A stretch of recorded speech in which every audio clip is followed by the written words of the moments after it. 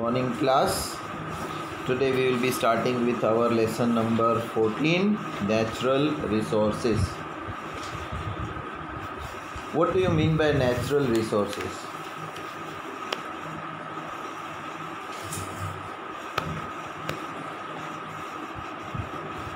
What do you mean by natural resources? जैसे example water, air, फिर plants. Mostly everything is natural resource. इंसान खुद लोहा नहीं बना सकता है ज़मीन में से निकाल के उसको प्रोसेस करके फिर लोहा बनता है. गोल्ड भी खुद नहीं बना सकता, ज़मीन में से निकलेगा, रिफ़ाइन करके फिर बनेगा. पेट्रोलियम है जो करोड़ों साल पहले जानवर, प्लांट्स जब डूब गए थे अंदर ज़मीन में, ज़मीन के अर्थ की प्रेशर लगने से, गर्मी लगने से वो ऑयल में कन्वर्ट हो गए, क्रूड ऑयल बन गए. अभी उसी क्रूड ऑयल को निकाल के ज़मीन में से उसको फ़िल्टर अलग अलग करते हैं तो पेट्रोल, डीजल, केरोसिन सब अलग अलग होता है उसमें से. तो इंसान ने सब कुछ बनाया ही नहीं है. इंसान ने खाली जो चीज़ ऐसे इकट्ठा पड़ी थी उसको धीरे धीरे अलग किया बस. बाकी अपने घर से अपने तरीके से कुछ नहीं बनाया है उसने. बनाया है कुछ कि हाँ बोल सके ये भगवान ने नहीं, मैंने बनाया है, ऐसी कोई चीज़ नहीं है. So everything whatever you are seeing around you is nothing but natural resource. है कोई ऐसी चीज़ जो इंसान बोले ये मैंने बनाया? कि भाई पहले बॉर्नवीटा नहीं होता था, अभी मैंने बॉर्नवीटा बनाया. तो बॉर्नवीटा बनाया किस में से तूने? शुगर में से. शुगर कहाँ से आई? शुगर केन में से. शुगर केन कहाँ से आई? ज़मीन में से, पेड़ में से. तो तूने तो नहीं बनाई. उसमें तूने वीट का पाउडर डाला, गेहूं का पाउडर डाला, तो गेहूं कहाँ से आया? ज़मीन में से. तो तूने तो कुछ नहीं बनाया, खाली गेहूं को और शक्कर को मिक्स करके कलर डाल के दे दिया. Right. So nothing is man made, everything is natural resource. कुछ भी चीज़ें हो नेचुरल रिसोर्स ही है ना. चलो तो आज पढ़ते हैं. Our planet earth is only one which has got life as we know it exist. So life on earth is dependent on many factors. Most life forms we know need an ambient temperature, water and food. The resource available on the earth and the energy from the sun are necessary to meet the basic requirement of all life forms on earth. तो माना ये जाता है कि पूरे system जो है, solar system, कितनी प्लैनेट्स हैं? 8. और 8 प्लैनेट में से सिर्फ अर्थ ही ऐसी है जहाँ पर लाइफ एग्जिस्ट होती है. इंसान मून पे गया था तो उसको इंसानों के या मून पे रहने वाले इंसानों का झुंड नहीं देखा उसको. नील आर्मस्ट्रॉन्ग जब मून के ऊपर उतरा तो देखा तो कोई नहीं है, खाली पड़ा है, बंजर है, कुछ भी नहीं है. ना प्लांट है, ना नदी है, ना तालाब है, ना पक्षी है, ना जानवर है, कुछ भी नहीं है मून के ऊपर. खाली बंजर ज़मीन जैसा पड़ा है.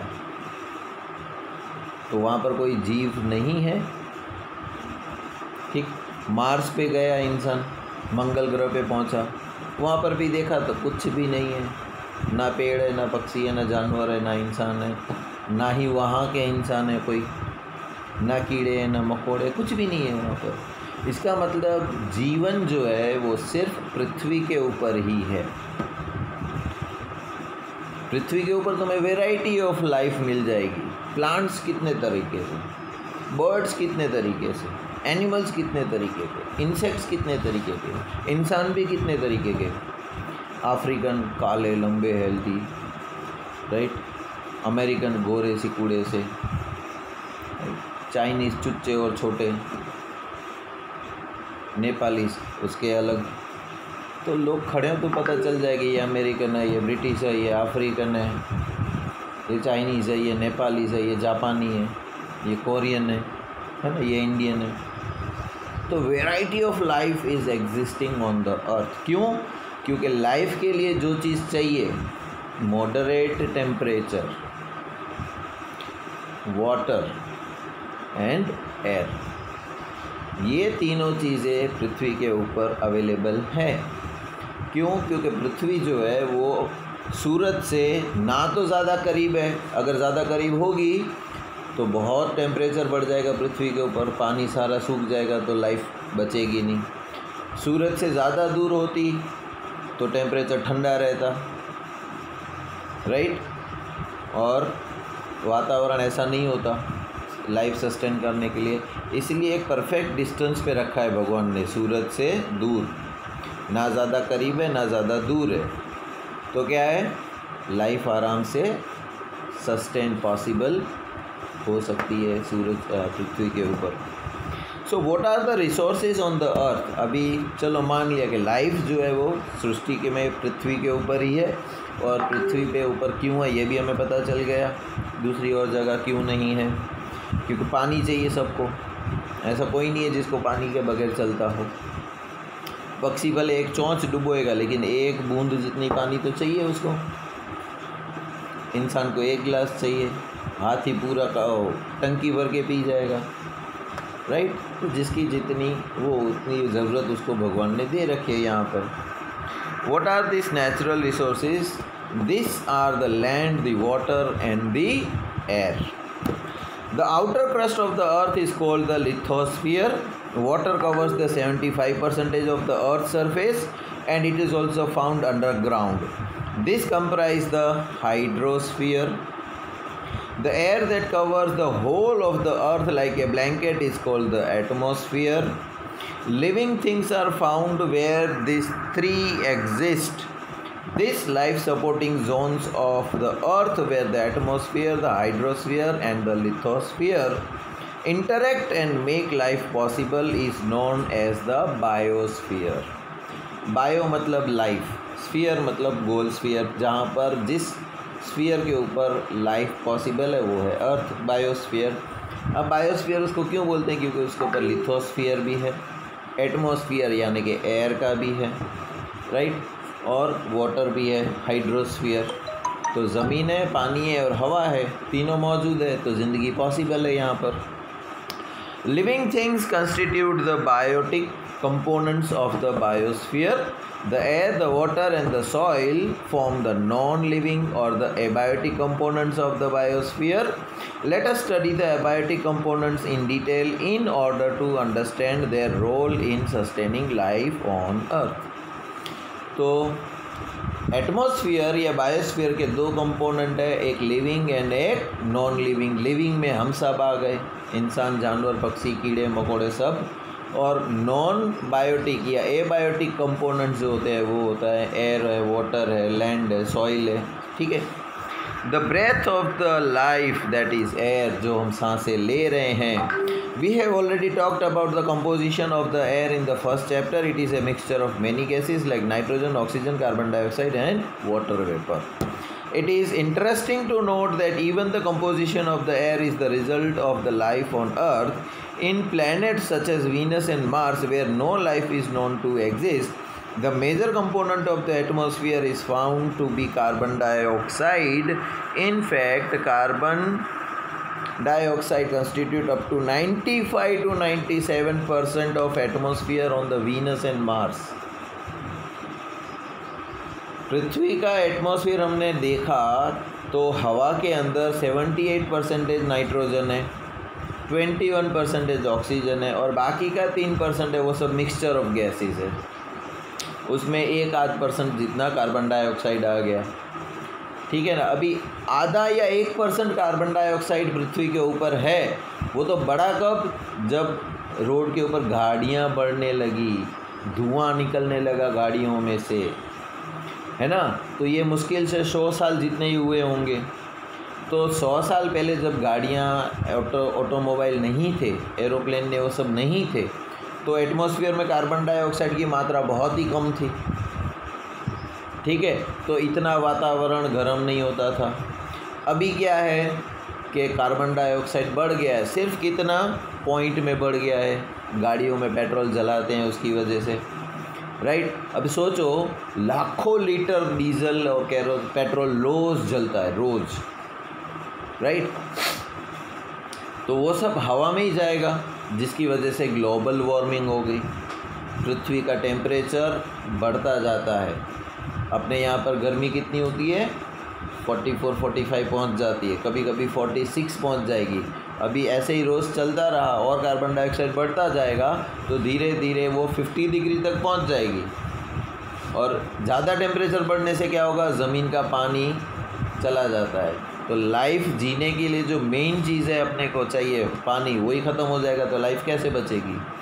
इसीलिए अभी ऑल्टरनेट सोर्सेज यानी कि सोलार या इलेक्ट्रिक बाइक्स, इलेक्ट्रिक कार ने वो सब आने लगी है। बैटरी ऑपरेटेड, पेट्रोल डीजल की ज़रूरत नहीं है। क्यों? क्योंकि बैटरी से चलने वाली गाड़ी होगी, उसमें से धुआं नहीं निकलेगा, धुआं नहीं निकलेगा तो कार्बन डाइऑक्साइड नहीं बढ़ेगा। कार्बन डाइऑक्साइड बढ़ता है तो पृथ्वी के प्लांट्स को तो नुकसान करता ही, दूसरी सब चीज़ों को नुकसान तो करता ही है, इंसानों की हेल्थ के ऊपर भी असर करता है, राइट। तो वो हम सब स्वस्थ रहेंगे अगर सब लोग साइकिल चलाएंगे, कम पेट्रोल डीजल यूज़ करेंगे। जैसे एक जगह से दूसरी जगह जाने तो सब अपनी अपनी गाड़ियाँ नहीं, एक बस में ही जाओ तो उतना कम डीजल जलेगा, तो इतना कम वातावरण ख़राब होगा, हम भी स्वस्थ रहेंगे। साइकिल चलाएंगे तो हेल्दी रहेंगे। तो मार्स और वीनस के ऊपर देखा गया 97% कार्बन डाइऑक्साइड है। सोचो, अपने यहाँ पर इतना परसेंट है, सिर्फ 1 या आधा %, उसमें इतनी गर्मी बढ़ जाती है, ग्लोबल वार्मिंग हो जाती है। तो 97% पे क्या गर्मी होगी वहाँ पर, right. Eukaryotic cells and many prokaryotic cells discussed in chapter 5 need oxygen to break down the glucose molecules and get energy for their activities. This results in the production of carbon dioxide. Another process which results in the consumption of oxygen and the contaminate production of carbon dioxide is combustion. This includes not just human activities which burn the fuel to get the energy, but also the forest fires. Despite this, the percentage of carbon dioxide in our atmosphere is a mere fraction of a percent. 1% भी नहीं है अपने यहाँ पर अर्थ के atmosphere में carbon dioxide, फिर भी इतनी तकलीफ दे रहा है हमको। So carbon dioxide is fixed in two ways. Green plants convert carbon dioxide into glucose in the presence of sunlight, and many marine animals use carbonate dissolved in the sea water to make their cells. तो दो तरीके से carbon dioxide को कम किया जा सकता है। एक तो पेड़ उगाओ, जितने ज़्यादा पेड़ उगेंगे वो कार्बन डाइऑक्साइड को खा जाएंगे। वो ऐड देखिए ना रेपेलेंट की, मच्छर जैसे स्विच चालू करते हैं तो मच्छर का रेपेलेंट जैसे ही मच्छर आता है उसको पक पक पक पक खा जाता है। उसी तरह अगर हमने पेड़ उगा रखा है तो जैसे भी कार्बन डाइऑक्साइड आएगा तो पेड़ खा जाएगा कार्बन डाइऑक्साइड को, तो हवा अपने आप शुद्ध हो जाएगी, राइट। लेकिन हो क्या रहा है, उल्टा हो रहा है। इंसान पेड़ उगाना तो दूर, जो उगा हुआ होता है उसको काट डालता है ना। हाँ, जब मूवमेंट चलेगी, अभी सब चला रहे हैं ग्रो मोर ट्रीज, हर जगह स्लोगन भी देखने को मिलेगा तुम्हें, है ना। लेकिन वो एक आध दिन के लिए फ़ोटो खिंचवाने के लिए, ऐसा नहीं है कि कोई एक आदमी है जिसने एक पेड़ उगाया उसको रोज़ जाके पानी देता हो। अभी सभी लोग अपनी स्कूल के, मान लो सिर्फ स्कूल के टोटल बच्चे या टीचर्स जो भी हैं, सभी एक ही प्लांट उगाए, रोज़ उस प्लांट की देखभाल रखे, पानी देने जाए, है ना। उसको खाद वाद चाहिए वो दो, बाजू में वीड सूख जाए वो हटा दो। तो 100 प्लांट्स तो हमने उगा लिए। तो ऐसे भुज की स्कूल में कितने बच्चे होंगे, तो इतने सारे पेड़ उगेंगे तो बारिश भी ज़्यादा आएगी, एटमॉस्फेयर भी क्लीन रहेगा। लेकिन ये कोई नेचुरल अपनी ड्यूटी समझता ही नहीं है कोई, राइट। लोग हमेशा क्या करते हैं, कोई और करेगा तो सपोर्ट में खड़े रहेंगे लेकिन खुद इनिशिएटिव नहीं लेंगे, right. The role of the atmosphere in climate control. Atmosphere का क्या है क्लाइमेट कंट्रोल करने में रोल। We have talked to the atmosphere covering the earth like the blanket. We know that the air is the bad conductor of heat.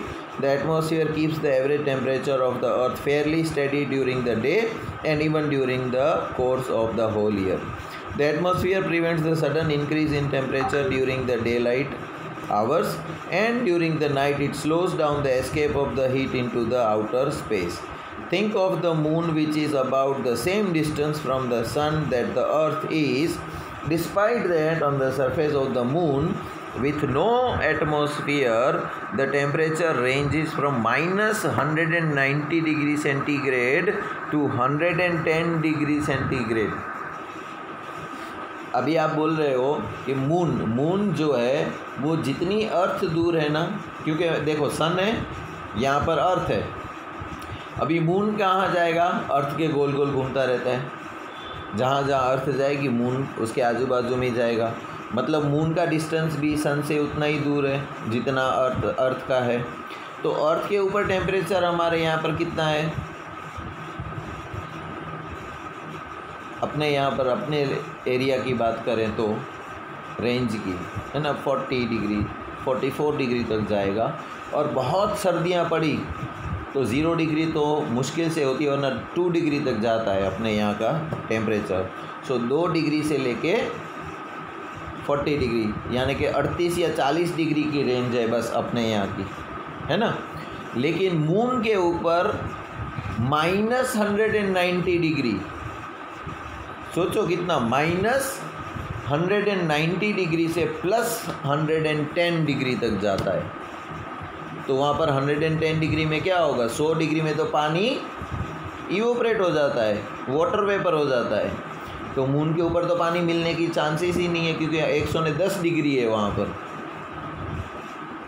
तो पानी नहीं है तो लाइफ तो पॉसिबल ही नहीं है। और ठंडी भी कितनी, माइनस 190 डिग्री, 0 डिग्री पे बर्फ़ हो जाता है, तो माइनस 190 जाओ तो क्या हो जाएगा? क्यों? क्योंकि वहाँ पर हवा नहीं है, एटमॉस्फेयर नहीं है। अपने यहाँ पर एटमॉस्फेयर है, हवा है, तो क्या करती है कि दिन के धूप जो निकलती है उसको ठंडा करने की कोशिश करती है, ज़्यादा टेम्परेचर बढ़ने नहीं देती। और रात के टाइम में जो टेम्परेचर हवा में टेम्परेचर आ गया है वो एस्केप ना हो जाए, उसको भी पकड़ के रखती है, तो टेम्परेचर हमारा जो है वो बैलेंस रहता है। Measure the temperature of the following. Take a beaker full of water, a beaker full of soil, and a closed bottle containing thermometer. Keep them in bright sunlight for 3 hours. Now measure the temperature of all the 3 vessels. Also take the measure reading in shade at the same time. तो ये अलग अलग पानी भर के रखो, एक में मिट्टी भर के रखो और एक खाली बोतल रखो, राइट। और वो तीनों को धूप में रख दो, और उसका शाम के टाइम में या दोपहर को 2-3 घंटे रहने के बाद उसका टेम्परेचर मेज़र करो, तो पानी का कुछ अलग टेम्परेचर होगा, मिट्टी का कुछ अलग होगा, और खाली थर्मोमीटर का कुछ अलग टेम्परेचर होगा। क्यों? तीनों को एक ही अमाउंट में हीट मिल रही है ना, और तीनों को एक ही घंटे के लिए रखा था, तो तीनों का टेम्परेचर क्यों अलग अलग है? Now answer, is the temperature reading more in the activity? किस में कम या ज़्यादा है कि तीनों का सेम है? Based on the above finding which would become hot faster, the land और द सी? तो जल्दी गर्म कौन हो जाएगा, पानी वाली बोतल या मिट्टी वाली बोतल? Is the thermometer reading of the temperature of the air the same as the temperature of the sand और water? Is the temperature of the air in the closed glass vessel bottle same as the temperature in the open air? As we have seen above, sand and water do not heat up at the same rate. Sand जिसमें मिट्टी भरी है और जिसमें पानी भरा है, दोनों टेम्परेचर पकड़ते हैं लेकिन सेम अमाउंट में नहीं पकड़ते। मान लो खीर बनाई है, अंतुम को खीर बहुत पसंद है और महक को खीर पसंद नहीं है, बिल्कुल ही नहीं भाती, लेकिन क्योंकि वो प्रसाद है तो आप फेंक नहीं सकते उसको, है ना।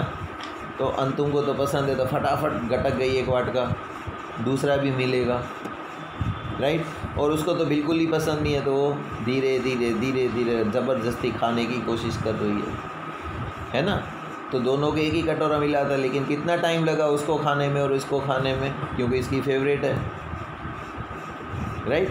तो होता क्या है कि मिट्टी को भी टेम्परेचर वही मिला सूरज का, और पानी को भी वही मिला एक ही घंटे के लिए, लेकिन पानी जो है वो जल्दी गर्म हो गया, मिट्टी जो है वो जल्दी गर्म नहीं हुई, राइट। अभी ठंडा होने का भी ऐसा ही है, मिट्टी जो है वो जल्दी ठंडी हो जाएगी, पानी जो है वो ठंडा होने में भी टाइम लगाएगा।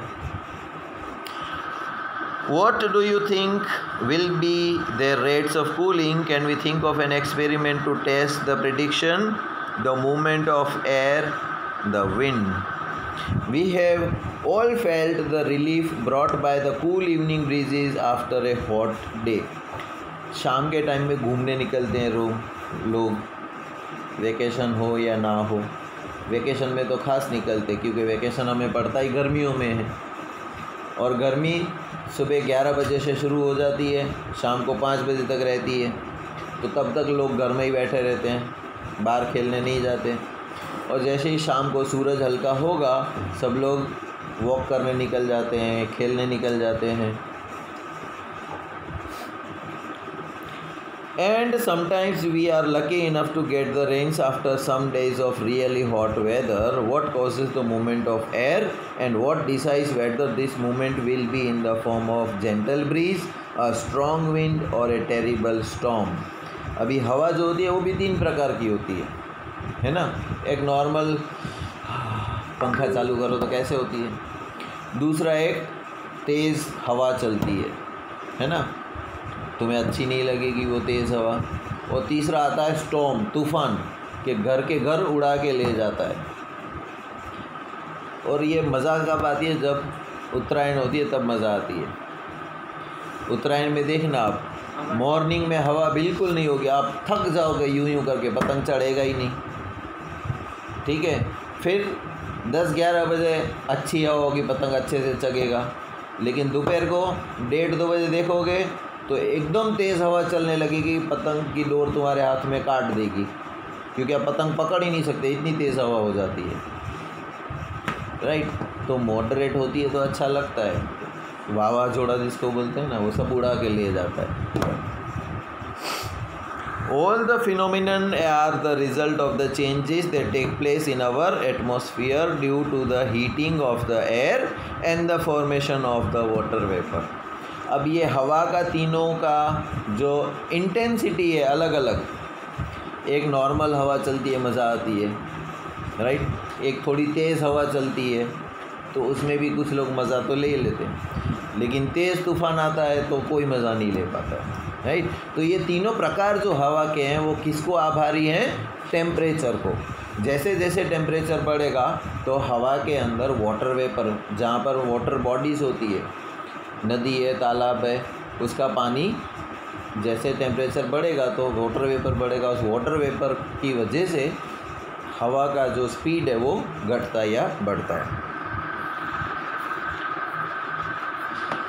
The heating of the water bodies and the activities of the living organism, the atmosphere can be heated from below by the radiation that is reflected back or re-radiated by the land or the water bodies. On being heated, convection currents are set up in the air. In order to gain some understanding of the nature of the convection currents, let us perform the following activity.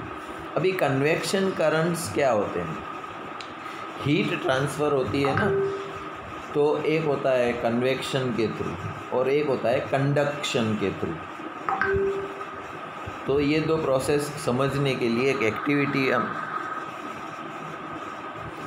Activity हमें करनी पड़ेगी।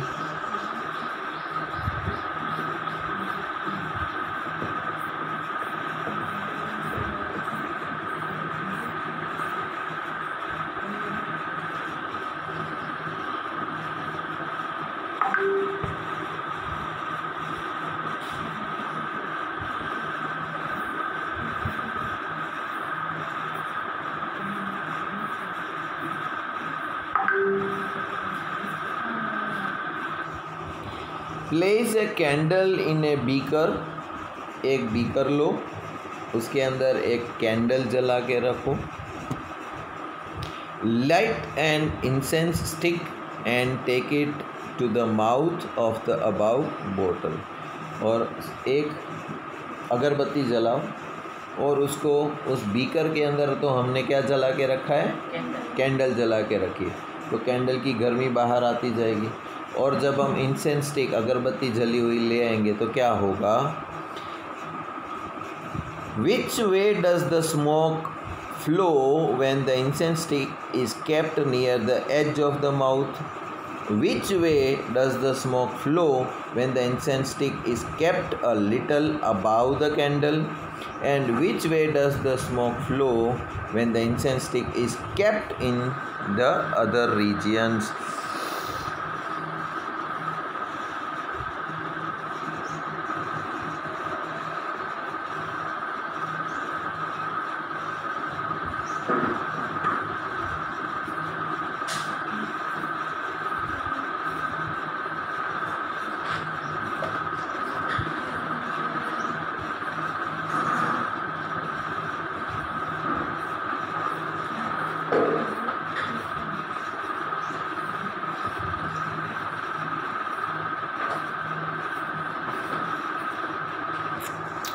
The patterns revealed by the smoke show us the direction in which hot and cold air move.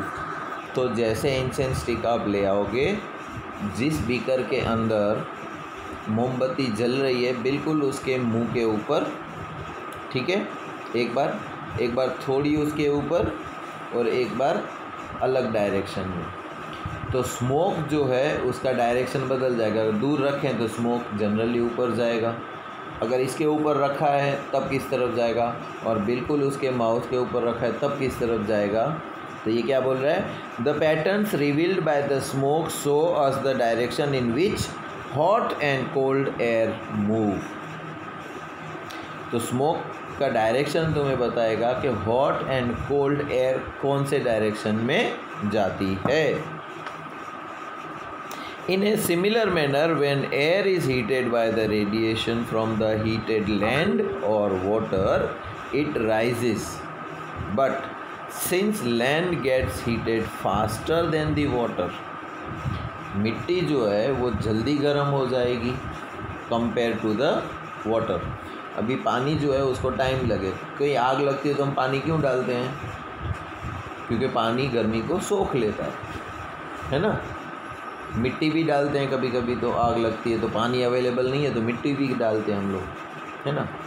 चलो, तो गर्मी जो है, गर्मी sand मिट्टी जो है, राइट, वो जल्दी गर्म होने लगती है, जबकि पानी टाइम लगाता है गर्म होने में, क्योंकि पानी की प्रकृति ठंडी होती है। क्योंकि दोनों को ऐसे ही टच करोगे ना तो पानी ठंडा लगेगा तुम्हें, जबकि मिट्टी सेज गर्म होती है नॉर्मल में भी। इसीलिए तो नहाते हैं ना हम, तो पानी हमको ठंडक देता है, नहाते हैं तो, राइट। तो पानी ऑलरेडी ठंडा है, मिट्टी थोड़ी सी गर्म होती है। अब जब धूप और लगेगी तो मिट्टी जो गर्म है तो जल्दी गर्म हो जाएगी। पानी जो है उसको पहले नॉर्मल टेम्परेचर पे आना पड़ेगा, फिर गर्म होना शुरू होगा, तो उसको ज़्यादा टाइम लगेगा गर्म होने के लिए। अब जब गर्मी हटा दोगे तो पृथ्वी जो है वो गर्म ठंडी भी जल्दी हो जाएगी, लेकिन पानी जो है वो टाइम लगाएगा ठंडा होने में भी, राइट। मिट्टी गर्म करके रख दो तवे पे थोड़ी देर के लिए, और पानी गर्म करके रख दो तवे पे, थोड़ी देर के बाद 10 मिनट बाद देखोगे तो मिट्टी एकदम नॉर्मल हो गई होगी, पानी जो है अभी भी गुनगुना होगा। क्योंकि पानी गर्म भी जल्दी नहीं होता, टाइम लेता है गर्म होने में, और एक बार गर्म हो गया तो ठंडा होने में भी टाइम लगाता है, जल्दी ठंडा नहीं होता है। जबकि ज़मीन जो है वो गर्मी भी जल्दी हो जाती है और ठंडी भी जल्दी हो जाती है। So if we look at the situation in the coastal region during the day, the air above the land gets heated faster and starts rising. As this air rises, a region of low pressure is created, and air over the sea moves into this area of low pressure. The movement of air from one region to the other creates the wind. अभी देखो क्या होगा कि यहाँ पर समुंदर है, ये ज़मीन है, राइट, और ये पानी है। समुंदर किनारे की बात कर रहे हैं तो समुंदर किनारे पे पानी भी है और मिट्टी भी है, ठीक है। अभी सूरज तो एक जितना ही गर्म हो रहा है दोनों को कर रहा है, मिट्टी जो है वो जल्दी गर्म हो जाएगी, पानी जो है वो टाइम लगाएगा गर्म होने में। जैसे ये पृथ्वी गर्म हो जाएगी तो हवा जो है वो ऊपर उठने लगेगी, इसकी हवा ऊपर उठने लगेगी, तो नीचे हवा कम हो गई है ना, तो यहाँ पर प्रेशर कम हो गया, ठीक है। तो समुंदर के ऊपर की जो हवा है वो जल्दी यहाँ आ जाएगी, ठीक है। तो ये हवा ऊपर गई, समुंदर की हवा इस तरफ आ गई क्योंकि जगह खाली हुई। जैसे ही यहाँ पर आई तो यहाँ तो गर्मी हो रही है, ये हवा भी ऊपर उठेगी, राइट। तो समुंदर की दूसरी हवा चली जाएगी नीचे, वो भी गर्म होगी, ऊपर उठने लगेगी, राइट। तो हवा जो है वो दिन में समुंदर में से पृथ्वी की तरफ आएगी। इसीलिए हमको बीच पे ऊपर जाते तो पवन आता है, हमको ठंडा ठंडा, गर्मी नहीं लगती है।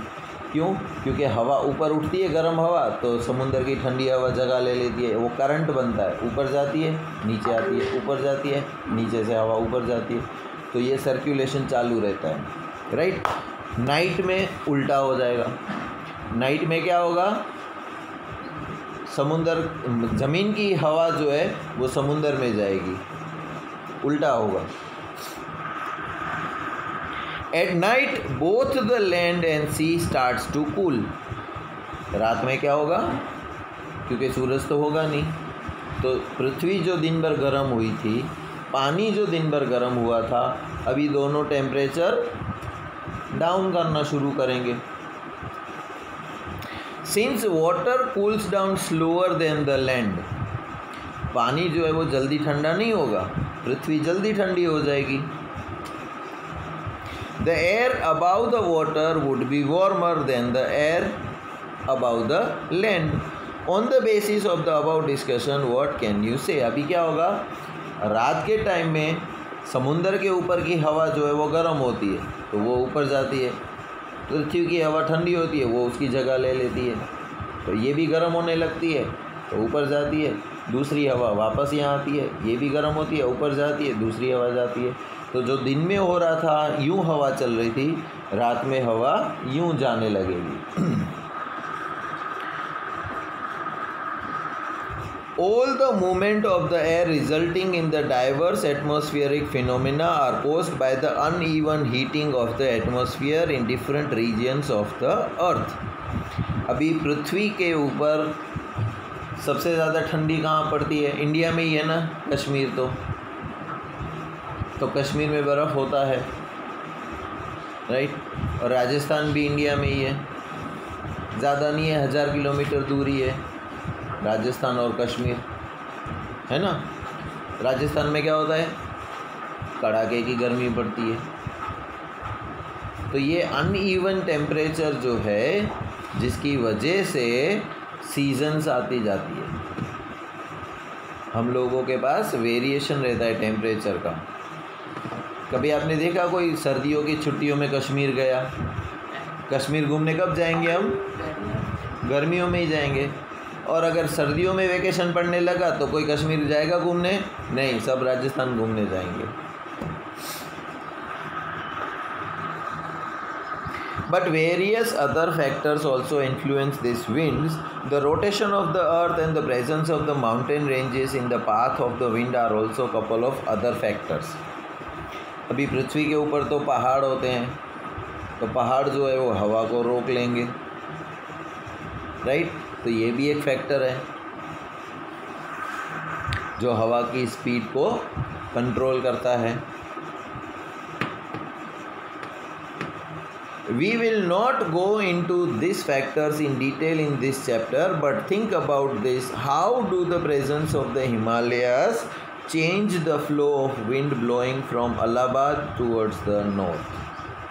तो हिमालय की वजह से हवा जो है वो डायरेक्शन चेंज, अभी देखो हवा आई यहाँ से टकराई तो वापस तो जाएगी नहीं, या तो इस तरफ होके निकलेगी या उस तरफ होके निकलेगी, राइट। तो ये हम लोग डिस्कस अगले क्लास में करेंगे, यहाँ पर उसकी ज़रूरत नहीं है। अभी हम बात कर रहेंगे बारिश की, पानी की, रेन की, जो ऑलरेडी सीज़न है अपने यहाँ पर, लेकिन इतनी नहीं हुई हमारे यहाँ पर पानी, है ना, तरसते रहते हैं हम लोग। दुबई के लोग, शेख लोग जो रहते हैं उनको अचंभा लगता है। कुछ सेठ जो होते हैं ना अरब लोग, वो रेनी सीज़न में ख़ास तौर पे इंडिया आते हैं देखने के लिए कुदरत का करिश्मा के ऊपर से पानी गिरता है कैसे। जहाँ पर होता नहीं है उसको तो नई चीज़ लगेगी ना। अभी तुम्हारे लिए कोई बड़ी बात नहीं है, क्योंकि आपने देखा है बारिश सीज़न इंडिया में होती है तो बारिश ऊपर से आती है, तो बारिश होती है तो हर जगह बूंद गिरती है पानी की। तो शावर कितना बड़ा होगा, तुम्हारे बाथरूम का शावर इतना होता है तो थोड़े ही इलाके में बूंदें गिरती हैं, पूरा बाथरूम गीला नहीं होता है तुम्हारा पानी से। अगर बाथरूम की पूरी छत के जितना होगा तुम्हारा शावर तो बाथरूम में हर जगह बारिश के जैसा ही मौसम लगेगा तुम्हें। जो रेन डांस होता है जहाँ पर आप जाते हो, बिग सिटीज़ में होता है रेन डांस, तो ऊपर क्या होता है पाइप्स लगे रहते हैं और उसमें छेद किया हुआ होता है। तो जैसे ही वो स्विच ऑन करेंगे तो सारे छेदों में से पानी गिरेगा बारिश के जैसे, और म्यूज़िक बजता और आप नाचोगे नीचे। तो बगैर रेनी सीज़न में आप रेन सीज़न डांस करते हो, ठीक है। तो जहाँ पर होती नहीं है बारिश, है ना, तो वो देखने जाते हैं कि अरे यार ऊपर से कैसे बारिश आती है, कुछ है नहीं, फिर भी अचंभा लगता है लोगों को। ऐसे बहुत सी चीज़ें हैं दुनिया में। एक ऐसी जगह है, एक खाई जैसा है, अभी जनरली आप हाइट के ऊपर से कुछ चीज़ फेंकोगे तो कहाँ जाएगी, नीचे, है ना। लेकिन दुनिया में जगह का नाम भूल गया, वहाँ पर से आप यूँ बोतल भरी हुई घा करोगे ना नीचे खड्डे में, तो बोतल वापस बाहर आएगी, खड्डे में नहीं जाएगी। राइट, अमेजिंग प्लेसेस है। नीचे से एकदम धुएंदार पानी निकलता है, गरम गरम पानी। राइट, आग और पानी एक साथ तो नहीं रह सकते ना, तो ऊपर से लावा गिरता है। राइट, और यहाँ पर नीचे झील है ठंडे पानी की, ऊपर से गर्मा गर्म हवा, लावा पिघलता हुआ निकलता है, तो लावा में गर्मी कितनी होती है, और वहीं उसके बाजू में ठंडे पानी की झील है। Let us go back now to the question of how clouds are formed and bring us the rain.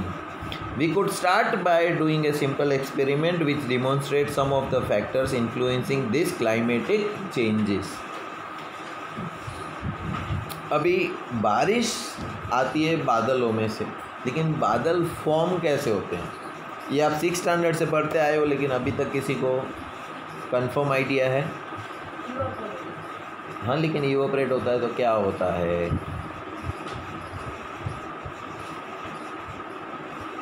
क्या होता है इवोपरेट होता है तो? हाँ, ओके, पानी आसमान में जाता है। पानी जाता है कि वाटर वेपर जाती है? ठीक है, वाटर वेपर आसमान में जाता है। फिर ऐसे कैसे बारिश बन जाएगी?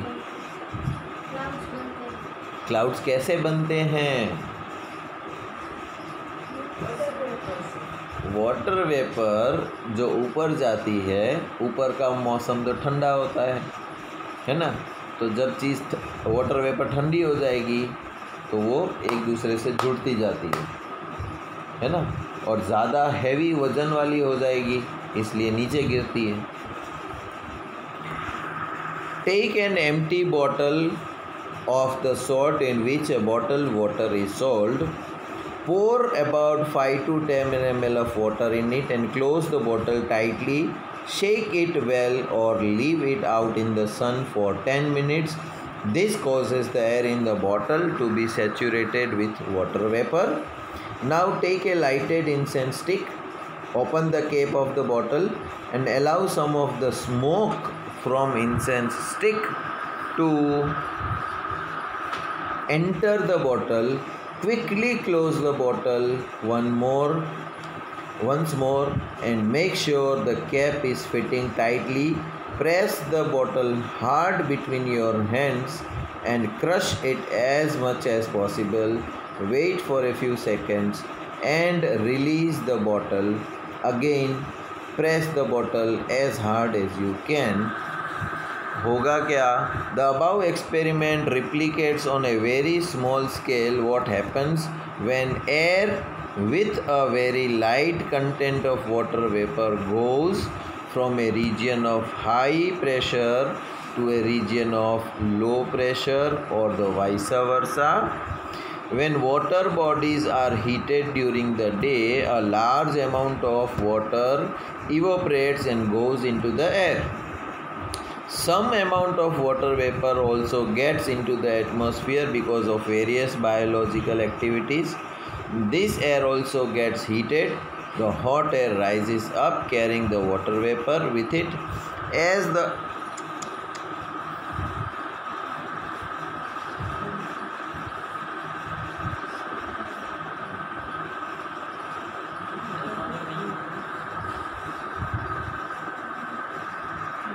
नहीं, ये थोड़ा सा सेंसिटिव ऐसा ऊपर हाथ चला जाता है तो पूरा चैप्टर निकल जाता है, इसमें वापस उसको लाना पड़ता है।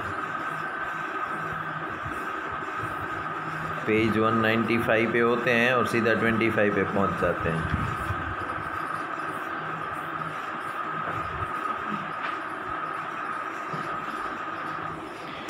This cooling causes the water vapor in the air to condense in the form of tiny droplets, and this condensation of the water is facilitated if some particles could act as the nucleus of these drops off to form around. Normally, dust and other suspended particles in the air perform this function. Once the water droplets are formed, they grow bigger by the condensation of these water droplets. When the drops have grown big and heavy, they fall down in the form of rain. Sometimes when the temperature of the air is low enough, precipitation may occur in the form of snow, sleet or hail. अभी पानी जो गर्म हुआ वो ऊपर गया, एक दूसरे से जुड़ते गए बाजू में, वहाँ ठंडी हवा चली, राइट, तो एक लेयर जैसी बन गई। अब डस्ट पार्टिकल्स एटमॉस्फेयर में जो होते हैं वो न्यूक्लियस का काम करते हैं, तो उसके आजू बाजू में ड्रॉप्स बन जाते हैं, ठीक है। फिर जब ज़्यादा वो हैवी हो जाएंगे तब धीरे से वो नीचे गिरना शुरू होंगे। कभी कभी आप देखते हो ना कि बादल फटा, न्यूज़ में पढ़ते हैं कि बादल फट के तेज़ बारिश होने लगी वहाँ पर, तो गांव के गांव बह जाते हैं, तो वहाँ पर ज़्यादा हैवी हो जाता है और वो टेम्परेचर धीरे धीरे बारिश आने की वजह क्या होगा कि पूरे का पूरा लॉट पानी का एक साथ नीचे आके गिरता है। तो ये अभी बोलते हैं कि ज़्यादातर अभी कहीं उत्तराखंड में बादल फटा था, राइट। दूसरी एक होती है लैंडस्लाइड्स होती है, माउंटेन जो होते हैं ना वो टुकड़े होके गिरते हैं नीचे, तो पूरा रास्ता नहीं वो सब बंद हो जाता है।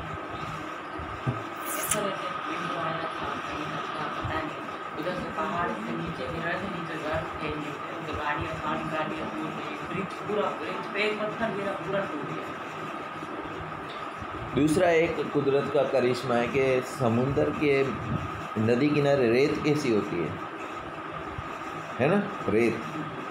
तो आपने पानी बह के आते हुए तो देखा होगा, है ना, लेकिन रेत पानी की तरह बह के आती है, आपने देखा है कभी? नदी है, रेत की नदी, पानी कैसे बह के आता है वैसे रेत बह के आती रहती है।